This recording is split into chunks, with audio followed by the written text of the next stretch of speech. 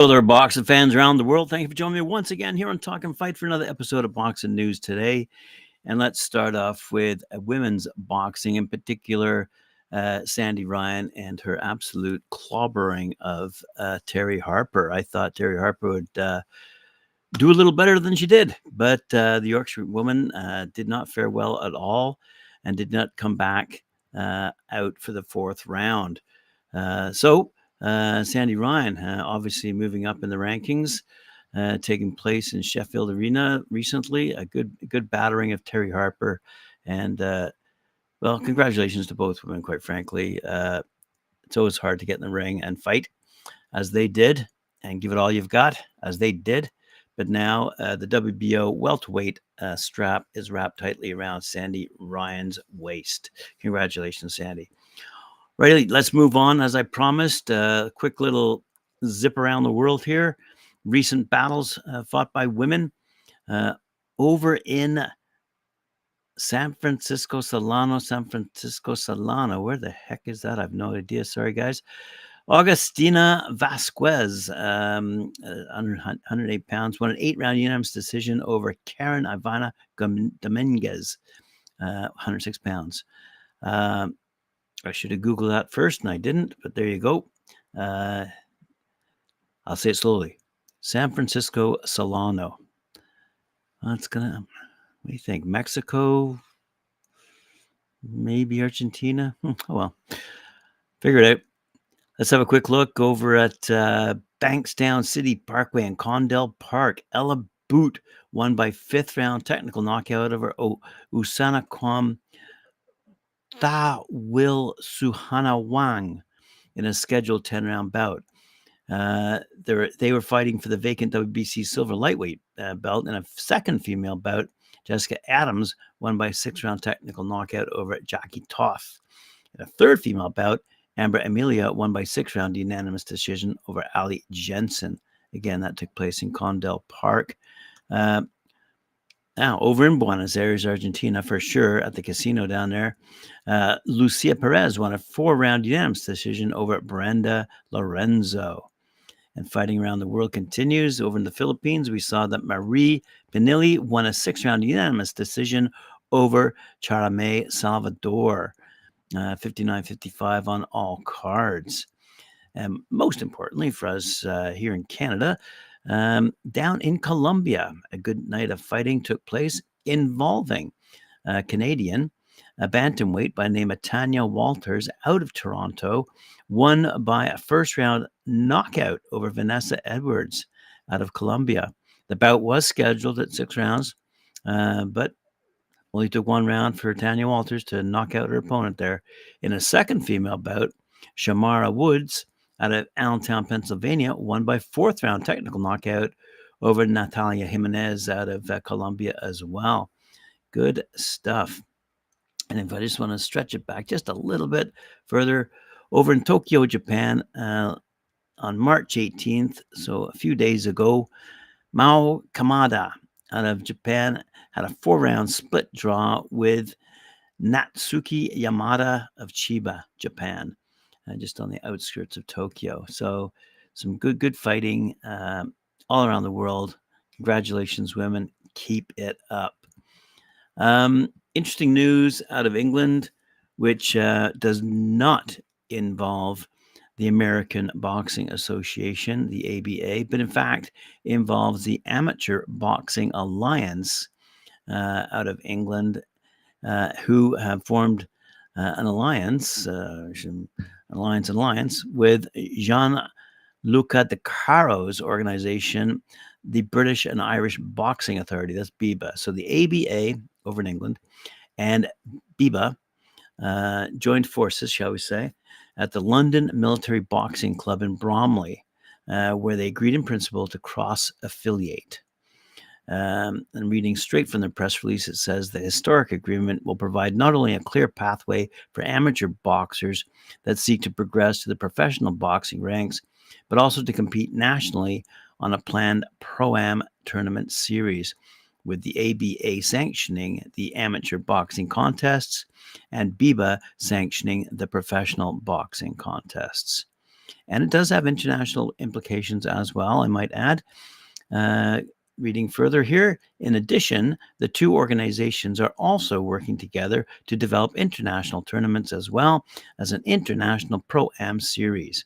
Currently, Pro-Am tournaments are being planned for Malta, Cyprus, Egypt, and Israel, with further countries expected to be announced in the coming months.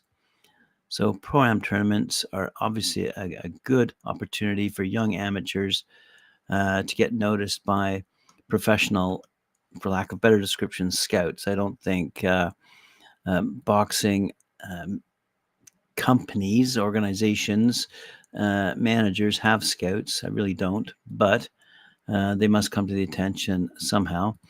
And winning records is one way, but also scouting these particular tournaments would be another excellent suggestion from my part. All right. Speaking of excellent, recently, Dalton Smith remained undefeated by defeating Jose Zepeda in a very dominant fashion, a fifth round knockout that took place at Sheffield Arena over in Sheffield, UK. It was a card promoted by Matchroom, broadcast on DAZN, and Dalton Thunder Smith has announced himself on the world stage following this impressive win, and attention now turns to what could be next for Smith. So let's go through just a couple of names. Adam Azim, 11-0, 8 knockouts, exceptional. Impressive ring IQ, and so he would be up there in terms of potential fighters. Sandor Martin, 42-3, obviously a veteran at the high level, recently defeating Mikey Garcia, narrowly losing by split decision to Teofimo Lopez. But he's a Spanish fighter with good pedigree, and obviously could do well against young Dalton Smith. Regis Progress, we've mentioned that name quite often. He's got a 29-2 record, 24 knockouts. It would be another huge step up for Smith, despite the American being outclassed in his last fight against Devin Haney. So could the Brit begin progress at the right time? Possibly. Progress is an accomplished boxer with a fearsome left hook, which has seen him knock out many opponents during his career. He also has a strong chin and is thoughtful with every shot he throws, ensuring he doesn't waste any energy. So Dalton Smith making the headlines right now. And who will his next opponent be? Is he aiming low or aiming high?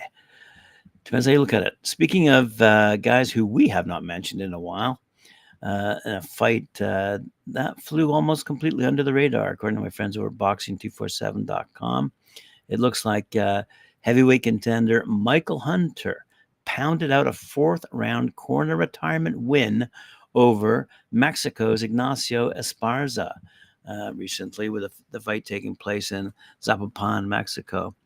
35 years of age, Hunter just might have been in the ring with the most completely out of shape, hog fat fighter you'll have the misfortune of seeing this year. James Slater, 2 thumbs up. Fantastic description. Apologies to Mr. Esparza. I would not want to meet him in the ring. And Slater goes on to say, there's simply no way of describing Esparza's physical appearance. His belly swollen, flab everywhere. Hunter seems to be the forgotten man of the heavyweight division. Had nothing to beat on Saturday night, and he won with ease, banging away at Esparza as he was stuck on the ropes in the corner. At the end of the fourth round, Esparza's team pulled their man out. He shouldn't have been in the ring in the first place. Falls into the wow category. Anyway, Hunter is now 22-1-2 with 16 knockouts. Meanwhile, Esparza has fallen to 23-4, and obviously needs to get back in shape. Hunter was in his first match, by the way, since September of last year, when he was in the ring with other big names such as Martin Bakole, which was a stoppage win for Hunter, by the way. He fought Alexander Usyk, a loss, but it was down at cruiserweight. And Hunter's sole defeat at that weight. And Alexander Povetkin, remember that name? Which was one of his draws. Hunter's last fight of any real prominence was his fight in December 2021 against Jerry Forrest, where Hunter was lucky to have escaped with a draw instead of a points loss. So there's a brief breakdown of Hunter's career over the years, shall we say, leading up to a good thrashing of someone who should not have been in that ring to begin with. But he was. I'm sure he was brave to step in the ring. Speaking of heavyweights, it's interesting to see that we have Deontay Wilder and Zhilei Zhang in the works for a fight. Let's have a quick read here. It looks like a heavyweight showdown between recent Joseph Parker victims Deontay Wilder and Zhilei Zhang may be the co-feature for the June 1st clash between Artur Beterbiev and Dmitry Bivol for the undisputed light heavyweight title in Riyadh, Saudi Arabia, according to ESPN. Another heavyweight bout between Filip Hrgovic and Daniel Dubois is also reportedly in play. So it looks like the Saudis once again are looking to put a slew of heavyweights in the ring. It's called the Glamour division for a reason, I suppose. Speaking of glamour, looks like Caroline Dubois thinks she can step in where Chantel Cameron obviously might not be able to. She wants Katie Taylor. That's the truth, says Shane McGuigan, talking about the immediate goals of his lightweight starlet, Caroline Dubois, brother of Daniel Dubois, sister of Daniel Dubois. Southpaw Londoner Dubois is now 9-0 with 5 stoppage wins, and she's an integral part of the Boxers BOXXER stable. Taylor is a matchroom fighter who boxes on DAZN, but talks for a third fight between her and Chantal Cameron have stalled, and McGuigan is hopeful Dubois will be able to land the Taylor fight, even if that means traveling to Ireland. I mean, whoopie-doo, because that's where his dad was a fighting hero. And Taylor, as you know, she's 23-1, 6 knockouts. She's an Irish icon without a doubt. But to be blunt, getting up there in age and could have met her match. But as you know, let's see how it goes. And as I've always said McGuigan, Katie will probably vacate. Katie will probably move on. But Katie Taylor's hanging on those belts. And if she's hanging on those belts and Caroline is saying, I want Katie Taylor, that would be huge. So, as Dubois' coach, he continued, that would be massive. Katie might actually genuinely be up for it. So, it's like potentially the passing of the torch or not, as the case may be. Dubois is 23 years old and the number one contender for Taylor's WBA title. We'll see what happens for the ladies on that front. Speaking of WBO junior middleweight champion Tsyzu, 24-0, 17 knockouts. Have you seen these pictures online? Him standing up against Tsyzu and Fundora. My goodness, there is one heck of a height difference. So I can see Tim just pounding away at the fellow's belly for a while, hoping for a decent liver shot, is what I think. Anyway, Fundora, he's got a record of 21-1, no slouch. They're gonna walk into the ring very soon on Premier Prime pay-per-view, T-Mobile Arena, Las Vegas. $70 US on pay-per-view, by the way, for this fight. Originally, remember, it was scheduled. Keith Thurman was supposed to enter that ring against Tsyzu, but he suffered a training injury and pulled out. It was a move that many boxing fans saw coming due to 35-year-old Thurman's inactivity over the past few years, with him having fought just 3 times since 2017. Anyway, so let's just pay attention to this one, because I'm sure there's going to be a war of words erupting very soon, although they've been very polite, I've got to admit, as other fighters often aren't. But in this case, Tim from Australia and Fundora, he's I just can't believe the height difference. So it's going to be a great fight to watch, and it certainly is, quite frankly, garnering a lot of headlines around the world, certainly in America without a doubt, and obviously in Australia as well. The co-feature bout is between WBA light welterweight champ Rolando Rolly Romero, he's 15-1, 13 knockouts, and Isaac Pitbull Cruz, 25-1, 17 knockouts. And that should be entertaining and has knockout written all over it, quite frankly, in favor of Pitbull Cruz, as Rolly looked a little bit poor in his last fight against this male Barrasso. Quick news to report out of Netflix. As y'all know, Netflix is going to air, broadcast, stream, whatever we want to call it these days. The July 20th bout between Mike Tyson and Jake Paul. It'll be their first foray into the world of boxing per se. But the reason they're doing it is probably because they've noticed that whenever they air a boxing movie or boxing series, their ratings do go up. So it is an opportunity for Netflix to take advantage of not just the Rocky and the Creed and all the various other, the Foreman movie that came out recently, things of that nature. But realistically, they're seeing sports as an opportunity on a global level. Certainly what we've been talking here on Talk and Fight for a long, long time. Boxing is a global sport with millions of fans around the world in practically every country, and should not be ignored as it is being ignored currently by broadcasters on both sides of the pond, and quite frankly on all sides of all ponds. But anyway, let's have a quick look at what some of the commentary is regarding Netflix. They've delved into, I'm just going to say, they've delved into other sports, and there's a company out there called Excelsior Sports and Entertainment, and the president is Tag Garson, and there's some comments coming out of Tag's mouth with respect to storylines, and we've been talking about this for a long time.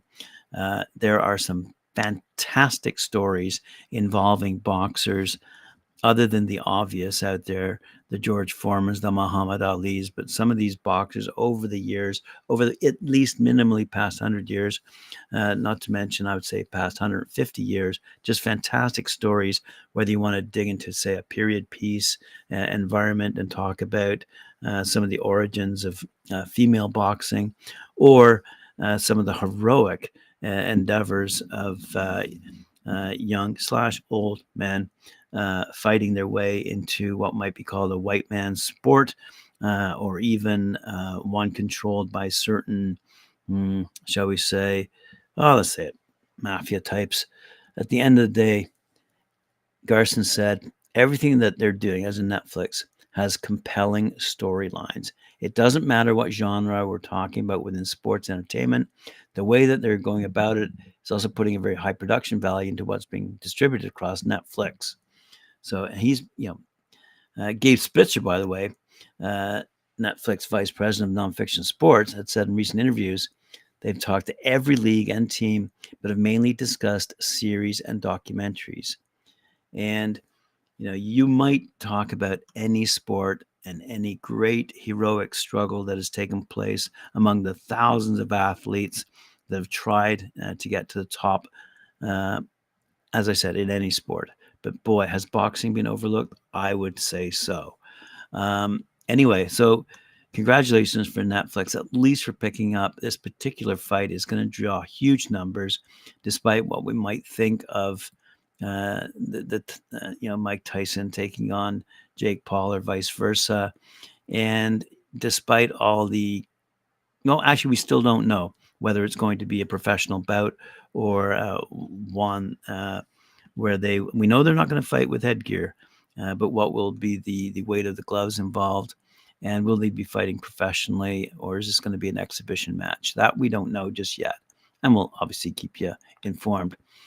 One last comment with respect to this particular episode involves Teddy Atlas. He hit the microphone recently and said, in order for Saul Canelo Alvarez to secure his legacy and be considered the best 168-pounder, that's the super middleweight, he must fight and beat David Benavidez. He said, I said before, it's ludicrous that these fans call him the greatest Mexican of all time. He's a good fighter, Atlas said. I get it. He's a hell of a fighter. All right, no problem. And he's been around a hell of a long time, since he was 16, and he's only 33. It's amazing how long he's been around already. He's won all kinds of titles, and he's picked his spots really well. And if you get to pick your spots, if you're the money guy, that's the way it is with life in anything, not just in boxing. Atlas, however, believes the fight with his closest rival, 28-0 Benavidez, would go some way to backing up those who see him as the best Mexican fighter. If he ever wants to be able to have that argument, he has to fight Benavidez. Atlas added, forget about being the greatest Mexican of all time.